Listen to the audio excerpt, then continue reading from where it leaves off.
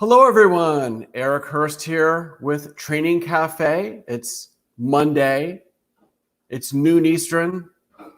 It's time that we commune with coffee. Anybody recognize that mug? Seen that before? Everything is better with coffee.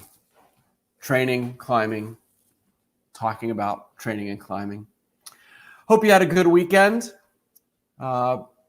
Not much has changed here where I'm at. We're still kind of hunkered down at home, training.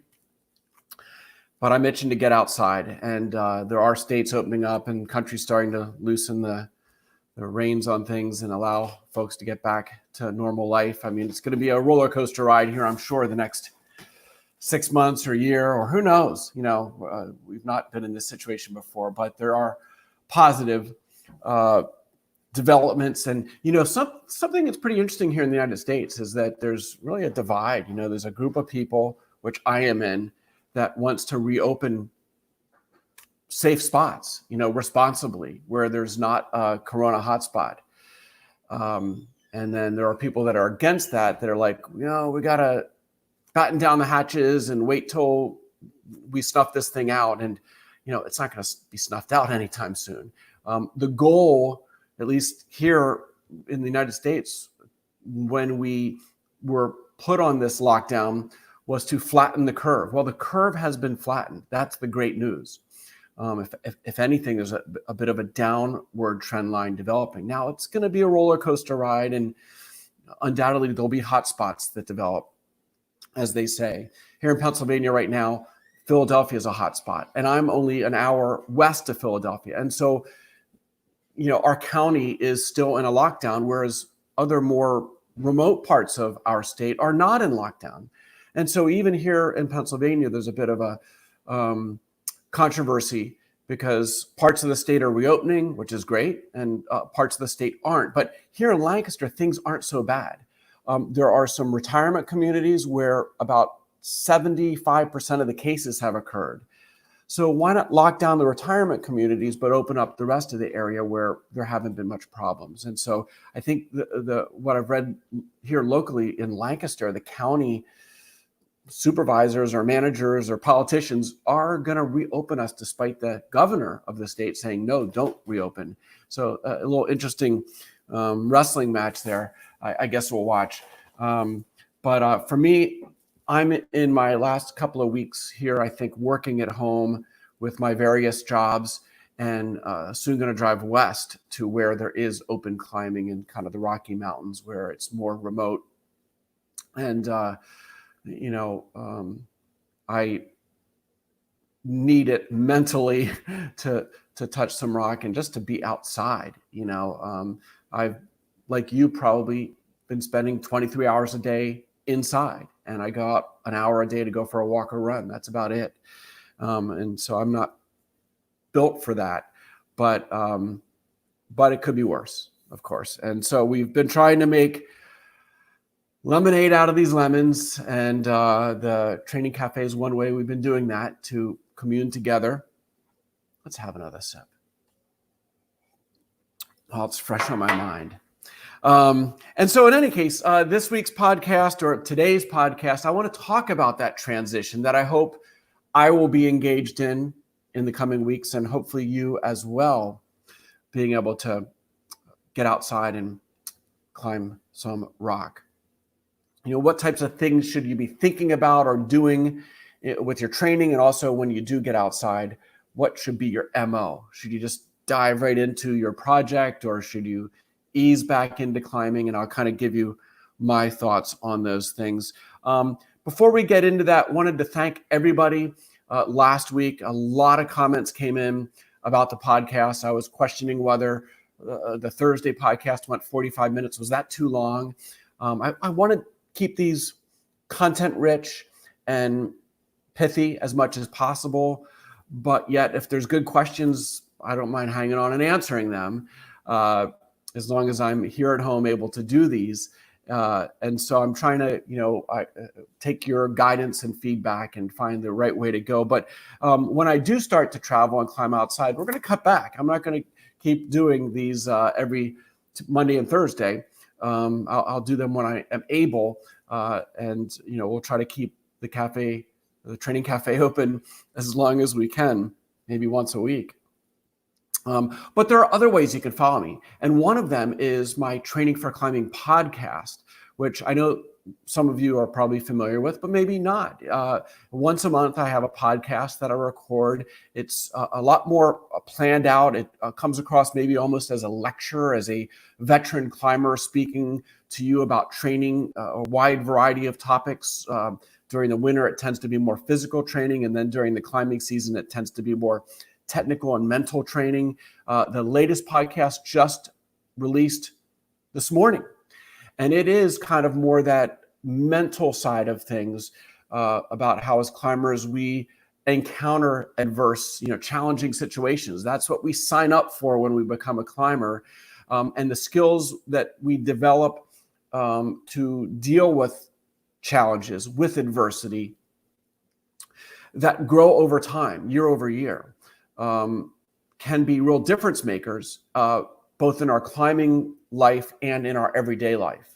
That's one of the beauties of climbing, is that the mental skills, the planning, the perseverance, the execution, the goal, striving and hopefully attainment, dealing with fears, those are all mental processes that can be applied to our everyday life.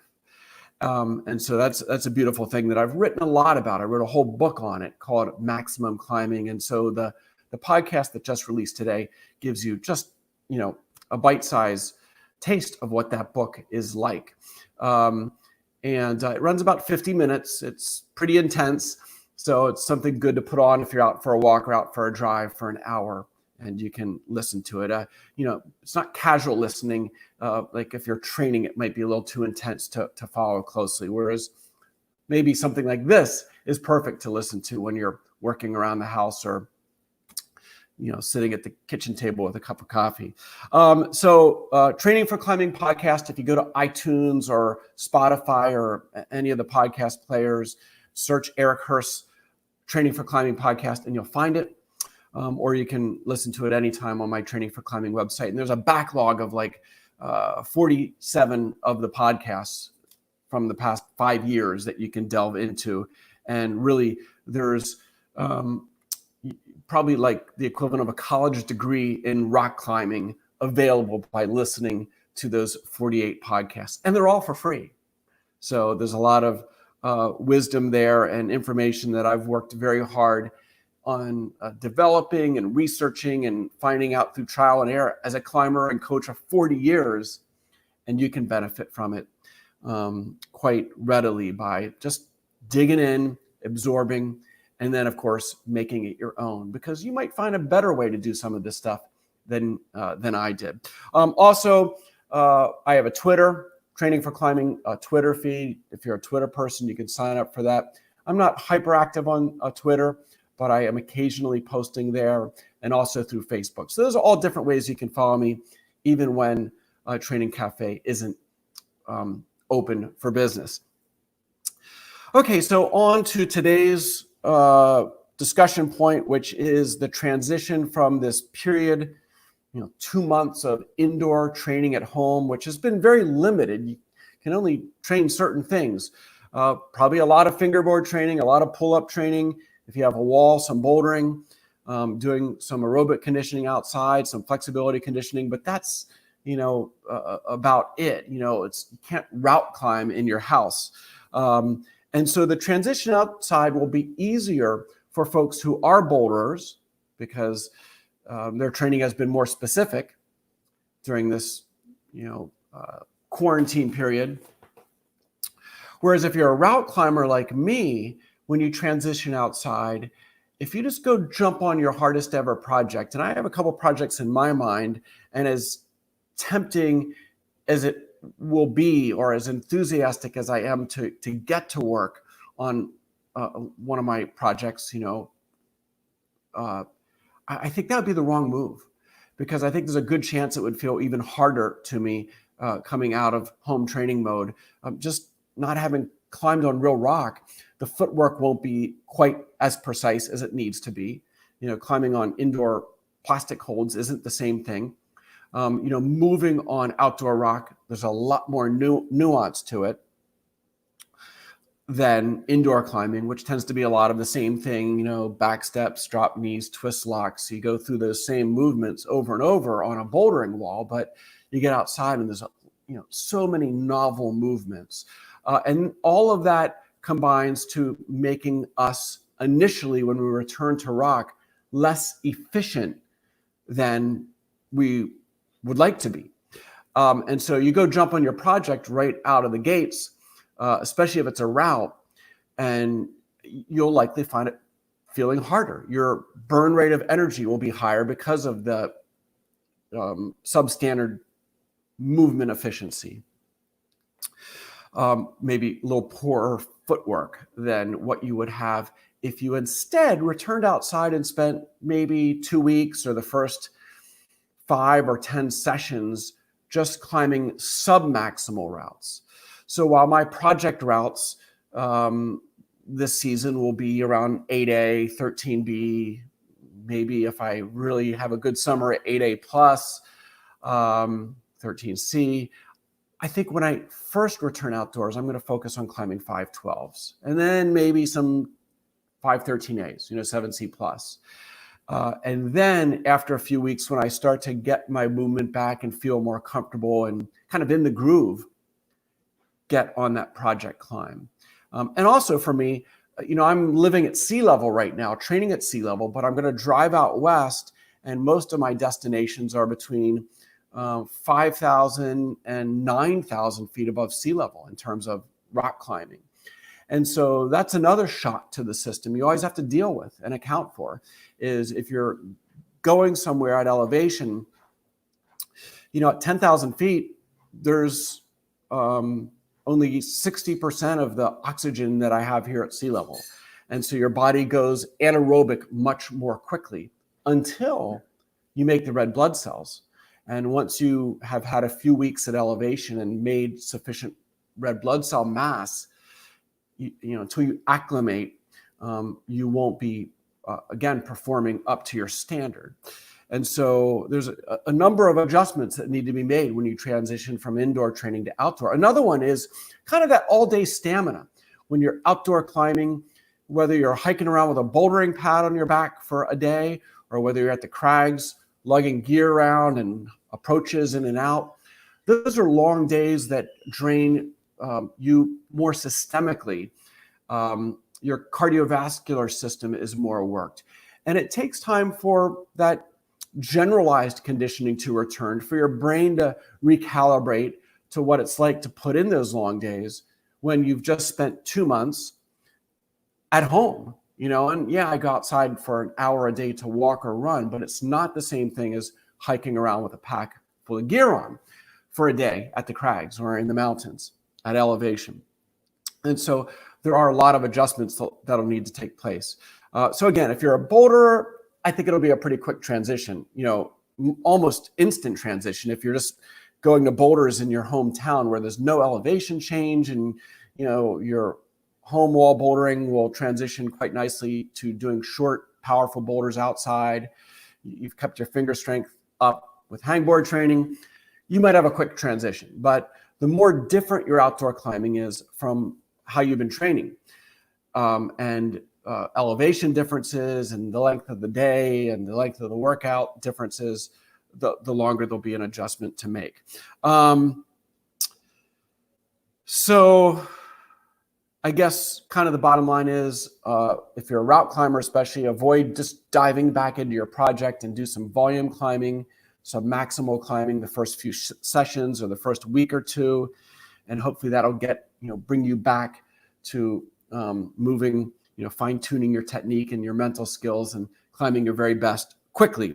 And in the weeks leading up to your return outside, which for me, if I'm gonna, let's say, drive west on June 1st, let's say, that buys me another, 2 to 3 weeks to train. What should you do those last 2 to 3 weeks?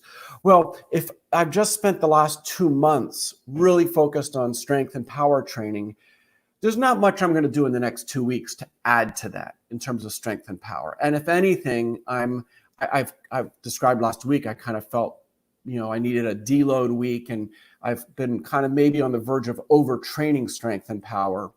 And so as you're getting ready to transition to performance season, to outdoor climbing season, especially if you're a route climber, dial back the strength and power. I'm just going to do one session a week from here on out, just to maintain it. And instead, do 2 or 3 sessions a week that are more focused on power endurance and strength endurance.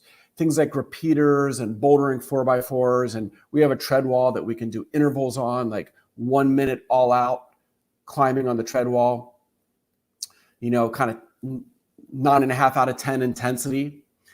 And then we rest 4 minutes, which is partial recovery. And then you do another 1 minute and you go back and forth and do that, 10 times. And you could do that on a home wall as well.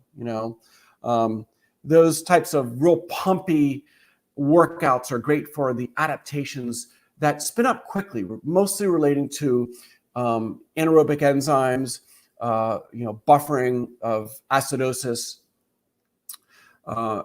and just doing maybe 2 or 3 sessions a week over the next 2 or 3 weeks will spin up those adaptations and give you more power endurance to be able to climb through the pump when you get outside. And then the aerobic endurance, that climbing specific aerobic endurance, that's a tough one, because if you've just been bouldering or hangboarding inside, you've lost a lot of that fitness. If you've done some moving hangs on a hangboard that last 4 or 5 minutes, then you've probably maintained some of your aerobic endurance, but there's no replacement for climbing, for route climbing, for putting a rope on and climbing, 10, 20, 30 meters of steady climbing. That is the ultimate for aerobic training, is mileage.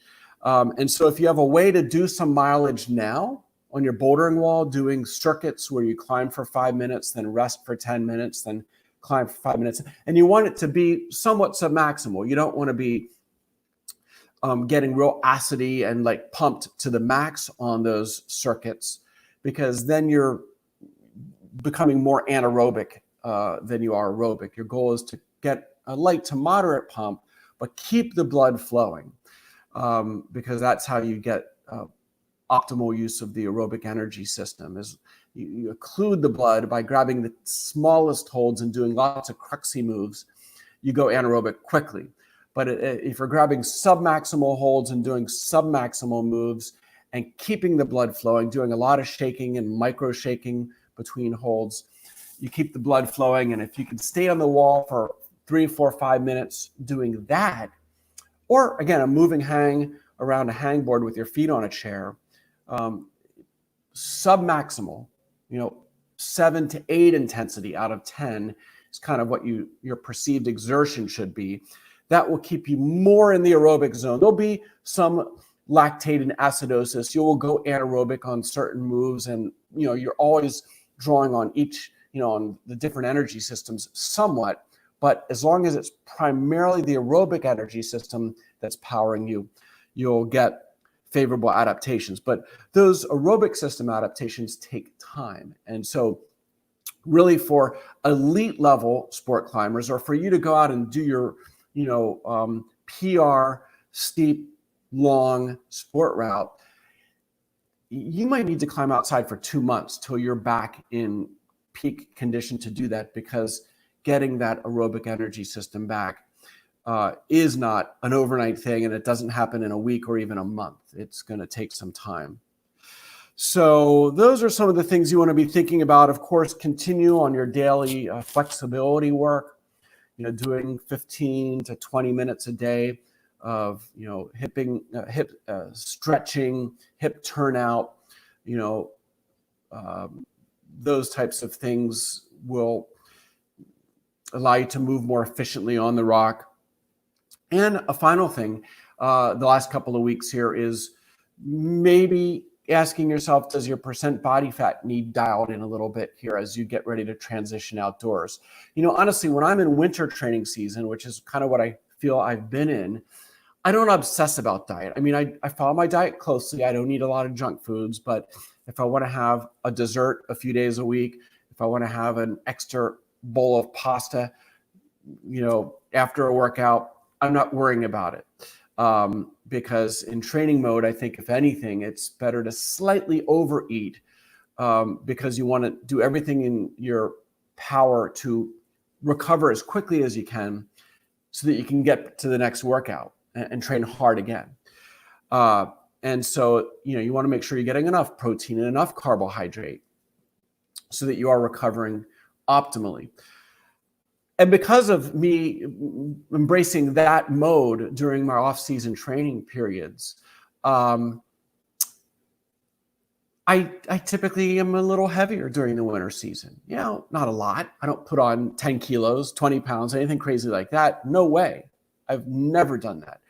But 2 to 4 pounds, 1 or 2 kilograms of winter weight, that is normal for me. And, I know a lot of pro climbers have kind of developed the same system. It gives you a break, not having to stress about, body weight during your winter training season, and knowing you can enjoy a beer or some wine a few evenings a week. That's nice. But when you shift to performance season, if climbing is really important, if you really want to climb your best, nutrition is hugely important, especially as you get into performance season, because, when you're climbing at your limit, that 2 kilogram of winter weight or 5 pounds of winter weight that you have on during your winter training block is a difference maker. People are skeptical about that, but if they're skeptical about it, they have never climbed hard, steep routes, because 5 pounds, 2 kilos is significant on hard, steep routes. And so getting your body fat down to a performance level is something that every serious climber would want to do, as you transition into your performance season. You've done all this training during the winter, and now you have the season to perform. Why not go the last few steps to help you climb your best? Now, again, I'm not advocating starving yourself. I'm not advocating not eating carbohydrates, because we need carbohydrates to fuel glycolysis, which is our source of power. We need some fats in our diet. We need healthy fats in our diet. That's important for cellular health and, having a healthy body. And we need protein, lots of protein. 1.2 to 1.6 grams per kilogram. And if you're training hard and climbing hard, you should be near that high end, 1.6, even 1.8 grams of protein per kilogram of body weight per day. You got to have that all the time if you're serious, because protein is essential for muscle protein synthesis and for collagen synthesis, our connective tissues. So when I'm dialing back calories, I'm doing it by reducing some carbohydrates, not a lot, but I'm not having that second bowl of pasta. I'm not having that dessert 5 nights a week. I'm having it 1 night a week. I'm cutting back on alcohol, because alcohol is empty calories. Instead of having a beer or a glass of wine 4 or 5 nights a week, which I will do sometimes in winter training mode, I'm having 1 serving, maybe 1 beer or 1 glass of wine a week. That's it during performance season. It's something I give up to climb my best. And a lot of the best pro climbers are that way, that they don't drink anything.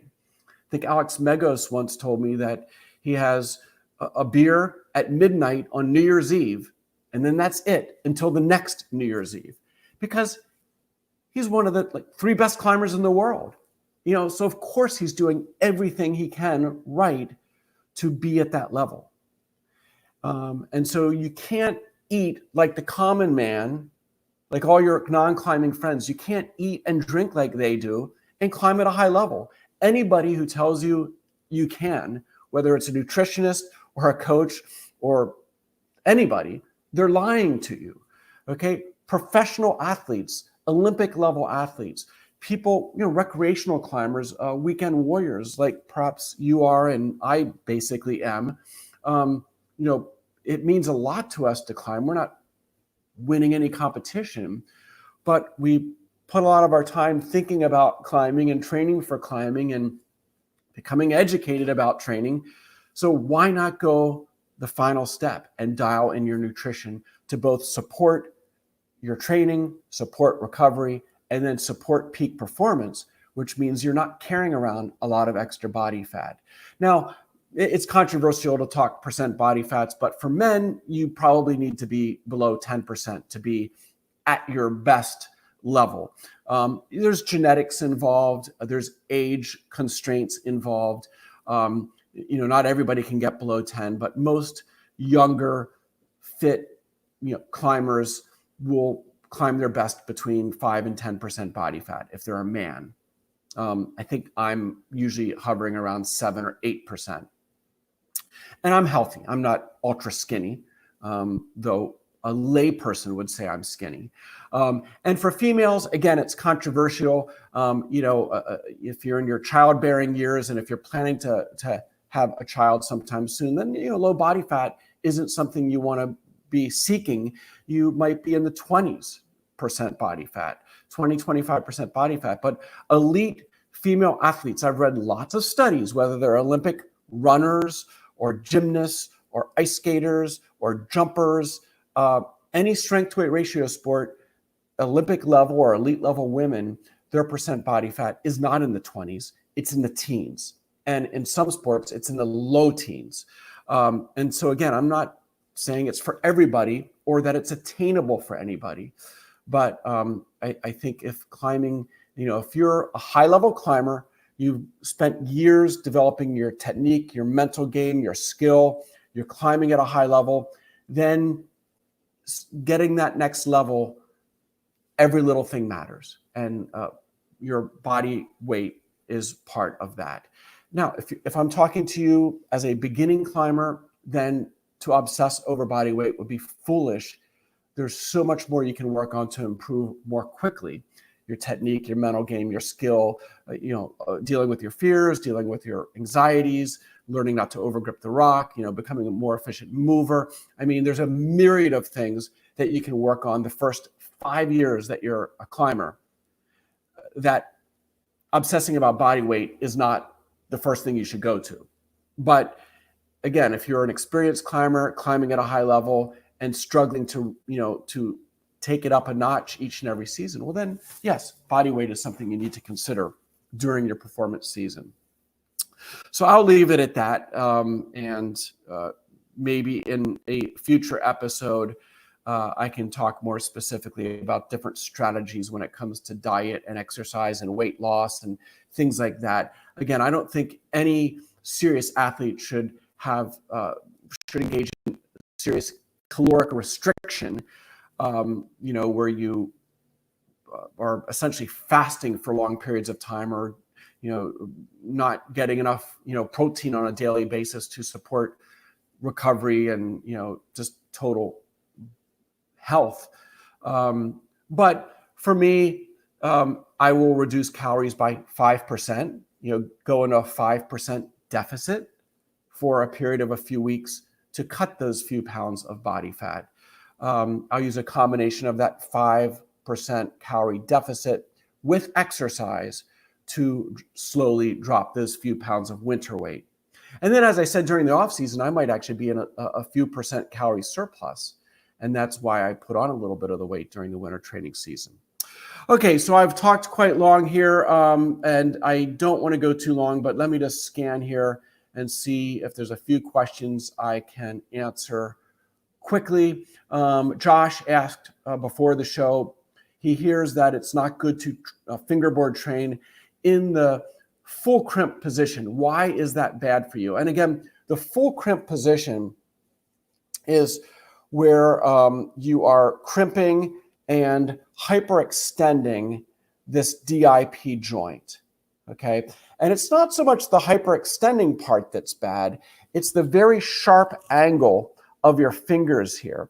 The two flexor tendons that come up and transmit force to the two distal bones, those flexor tendons go through those annular pulleys, like the commonly injured A4 and A2 pulleys.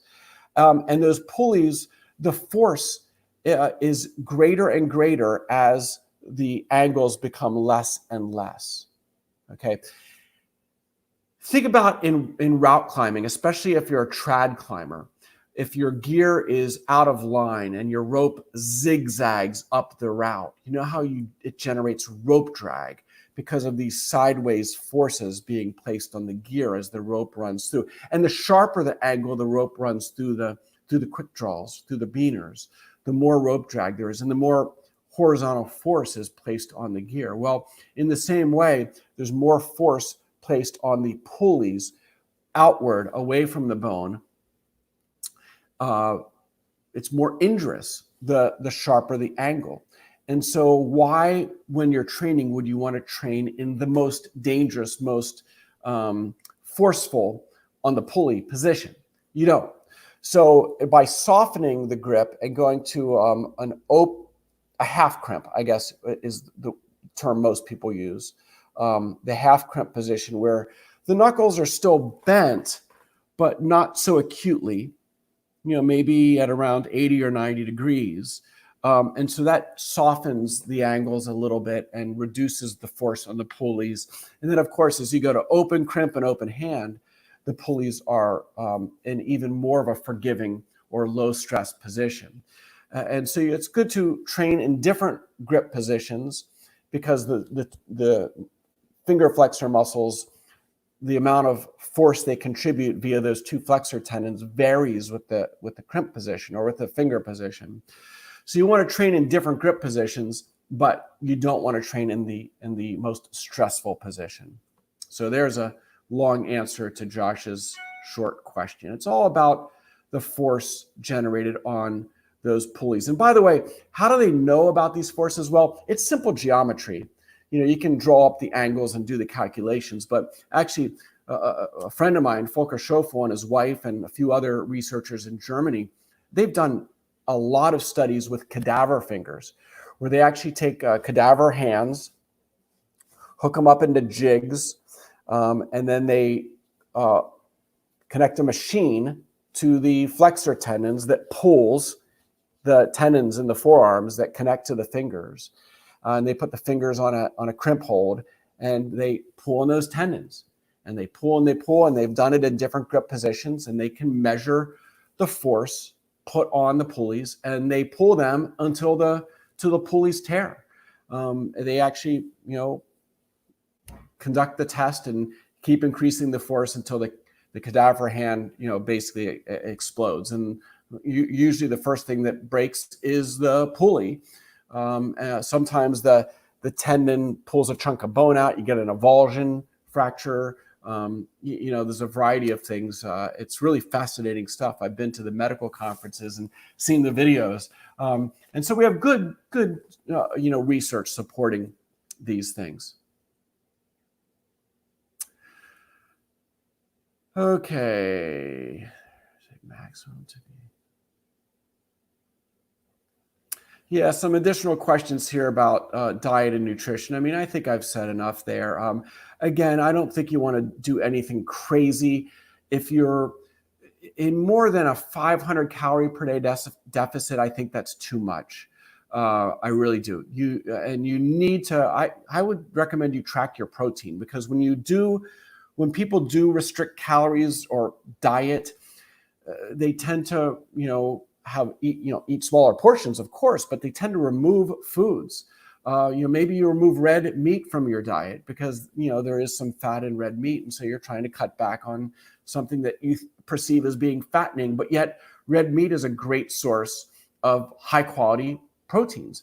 And so, shifting to a leaner meat, like a piece of salmon or a piece of,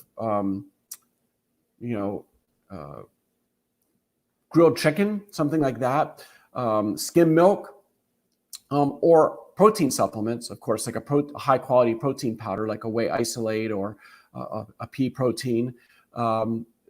Those are good solutions to make sure you're getting enough protein. I would do the calculation to make sure you're getting that proper amount, because otherwise, again, if you're training hard and watching your diet, but not getting enough protein, well, then you're kind of shortchanging yourself on training and not recovering as fast as you could. It also, tempting connective tissue injuries. Getting enough of those collagen-specific amino acids are critical for collagen synthesis in your tendons and ligaments. And then, of course, for muscle protein synthesis, getting enough branched chain amino acids is important, particularly leucine, because leucine is a trigger for muscle protein synthesis. And so you don't want to shortchange yourself in those areas.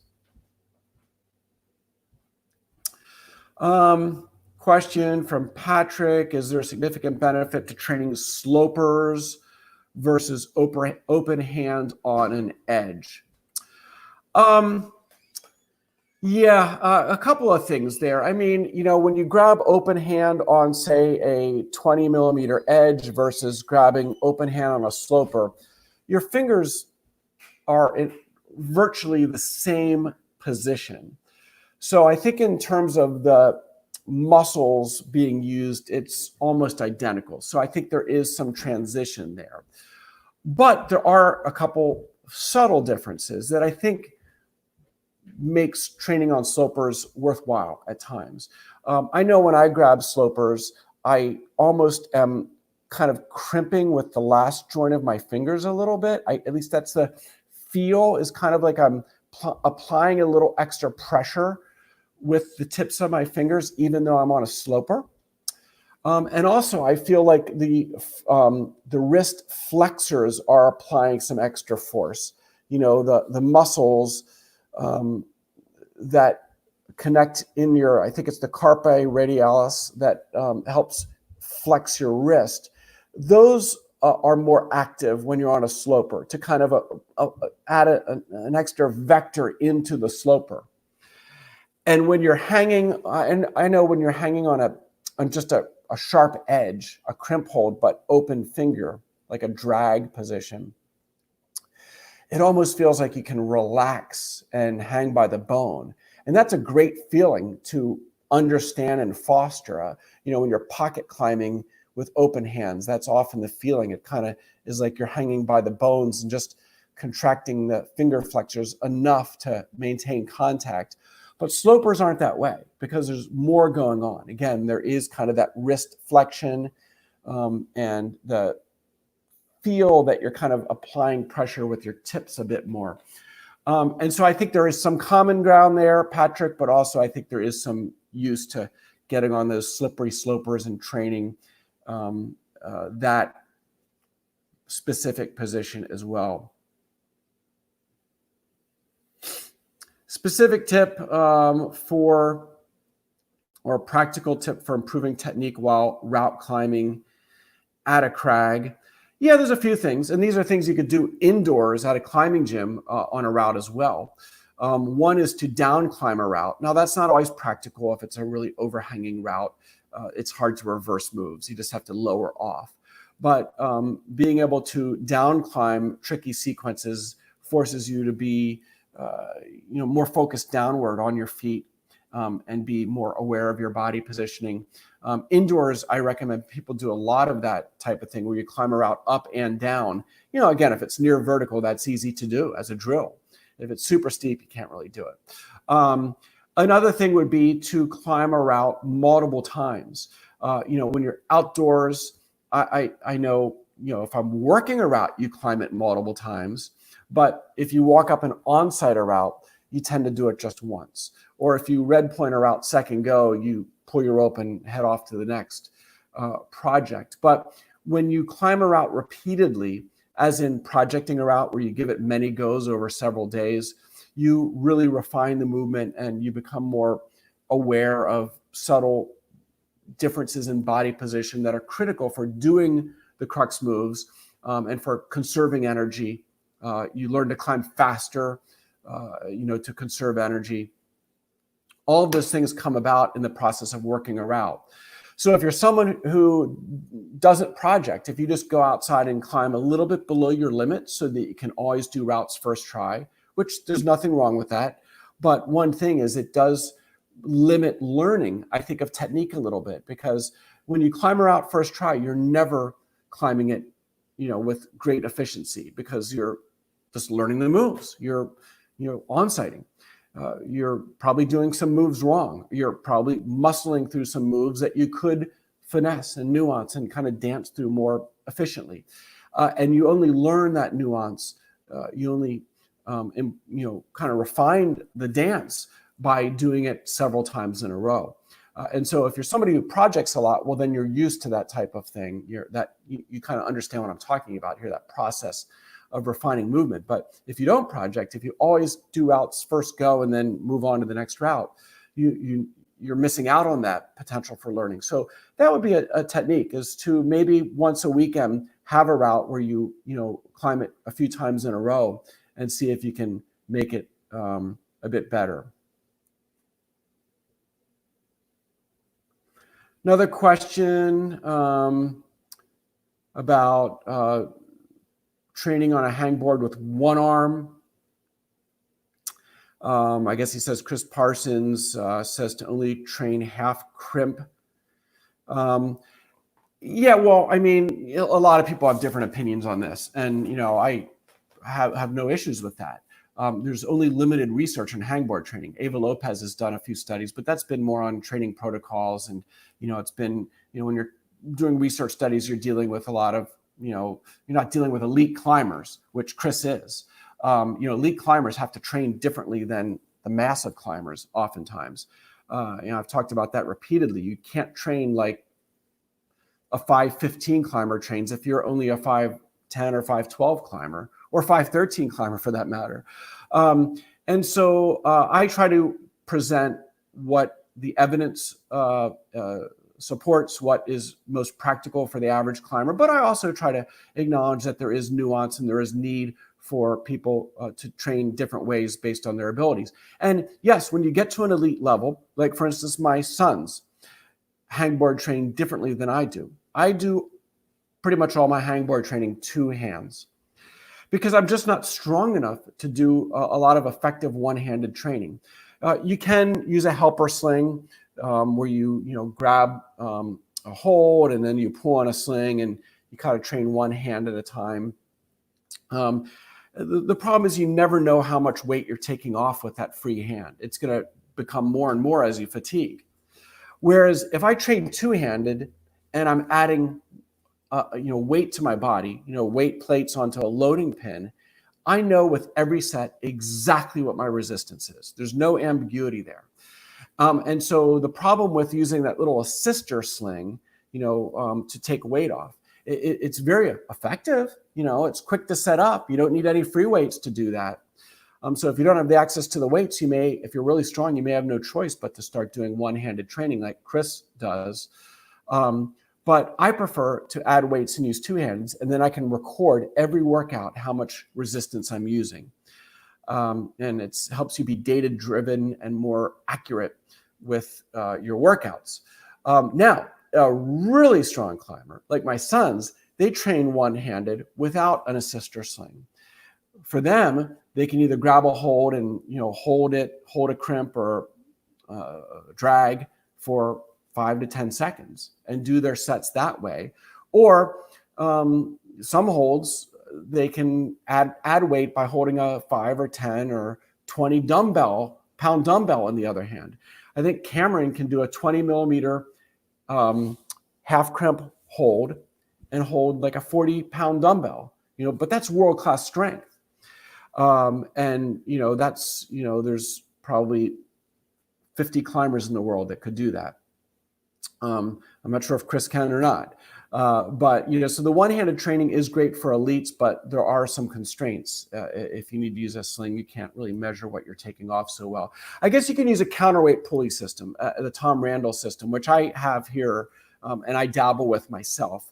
You can put a counterweight pulley. And so if there's, 15 pounds in the counterweight, and I can do one-handed training and be able to more accurately measure things and train that way. But for me, I still find two-handed training. I think for most climbers, two-handed training is probably the way to go. But if you are more an elite level boulder or climber, then maybe you should be segueing. You can't add hundreds of pounds to your body via, a loading pin and hang it from your harness. It's not practical. I think once you get to the point of maybe adding 50 kilograms or 100 pounds, let's say, at that point, it just becomes too cumbersome, and you're strong enough to train and do the one-handed stuff. So yes, for the right person, definitely one-handed training is a great way to go. I am a believer that you should do the majority of your training. I do probably 70% of my training in the half crimp position. That's I think tends to be the most effective position to train. But I also do about 30% of the training in various open hand positions, pocket positions, sloper positions. But yeah, I think your base training should be done mostly with a half crimp or maybe an open crimp. A hello from Brazil. Hey, Lucas, how you doing? Love my South American climbers. Hopefully I'm going to get down there someday to do some climbing. That's one of my goals, to get to Brazil and Chile and do some climbing down there. And somebody asked about training pinky. That's tough for some people. My son Cameron has a really short pinky. He has a tough time even getting it on. So, he does some pocket training that works pinky, but on edges, he's basically a 3-finger climber. And so everybody's a little bit different there, but you want to try to train your pinky. There's been some studies done that shows that, for the average climber where you get a pinky on the rock, it holds, I think, something like 16 or 19% of the force. So training that pinky, you don't want to overlook it. It is important. Difference between doing pull-ups on a bar and rings. Well, on a fixed pull-up bar, it is, you might say, most similar to climbing. Your hands are pronated like they are in climbing, but it is more stressful on your elbows. So anybody with any history of medial epicondylitis or any current elbow pain, you probably don't want to do pull-up bar training. You're better off being on rings, training in a more neutral position. I'm not a fan of doing a lot of pull-ups supinated, like a bodybuilder might do, because we don't really climb supinated. We do when we undercling, you're in that position. So you can do a little bit of that training, but I prefer to train that on a bouldering wall. Our 45-degree bouldering wall, I have some boulder problems where I train undercling positions so I can get strong. Doing a few traditional chin-ups wouldn't hurt, but most of your training, I think, should be palms away. But again, if you have painful elbows, then maybe you want to be on rings, or just maybe avoid doing much pull-up training at all. And one more question. Eric says, recovering from an A2 pulley rupture, wearing a ring splint. Excellent. I've been really a proponent of the ring splints. A lot of climbers aren't even aware that such a technology exists, but they are available both in the US and Europe. Google search around for A2 pulley ring splint for climbers. And there's strong evidence that accelerates the healing process by deloading the tendon. Now, you don't want to climb early in that recovery period ever. You want to give it that first few weeks to get the healing process started, but then you want to reintroduce loading to support the process. And he asked about Supercharged Collagen, my PhysiVantage product, which is based on research that we can enhance the collagen synthesis and potentially return or speed up the return to play of athletes by supplementing the rehab and the training with a vitamin C enriched hydrolyzed collagen. And so doing that, if you're injured, a couple of servings a day. If you're uninjured but just want to develop healthy tendons, then a serving or a serving and a half per day would be a beneficial thing in terms of supporting the collagen synthesis in your connective tissues. And when you're using it for rehab or for training, you want to consume it 30 to 60 minutes before you train, because that gets the amino acids, especially the collagen-specific amino acids, spike in your system as you're training and loading the fingers. And those connective tissues, as I always like to point out, don't get their nutrients from blood flow. They're virtually avascular. They get their nutrients during the loading process through the flow of synovial fluid around the connective tissues, and actually gets drawn into the tissues, diffuses into the tissues as you load off and on the tendons. That mechanical loading is the process by which they're nourished. So consuming the collagen-rich amino acids right before you train is an effective way to target the nutrients to where you want them. And with that, I will wrap things up for this episode. 50 minutes, oh boy. I'm sure you're very disappointed that I went so long, but I'll keep it at that. And I guess sign off with some coffee with my climbing friends around the world. Thanks for joining me. Until next time, be safe, be strong, climb on, Hurst out.